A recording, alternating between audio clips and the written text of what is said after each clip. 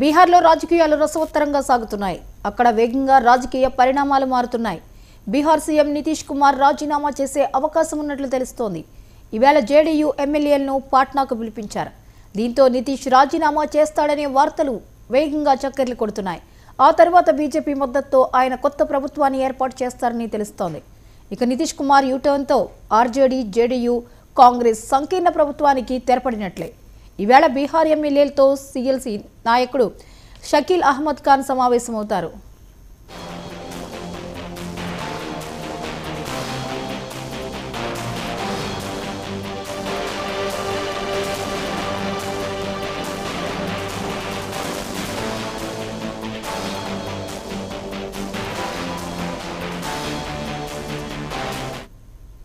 బీహార్లో రాజకీయాలు రసవత్తరంగా సాగుతున్నాయి. అక్కడ వేగంగా రాజకీయ పరిణామాలు మారుతున్నాయి. బీహార్ సీఎం నితీష్ కుమార్ రాజీనామా చేసే అవకాశం ఉన్నట్లు తెలుస్తోంది. ఈవేళ జేడీయూ ఎమ్మెల్యేలను పాట్నాకు పిలిపించారు. దీంతో నితీష్ రాజీనామా చేస్తాడనే వార్తలు వేగంగా చక్కర్లు కొడుతున్నాయి. ఆ తరువాత బీజేపీ మద్దతుతో ఆయన కొత్త ప్రభుత్వాన్ని ఏర్పాటు చేస్తారని తెలుస్తోంది.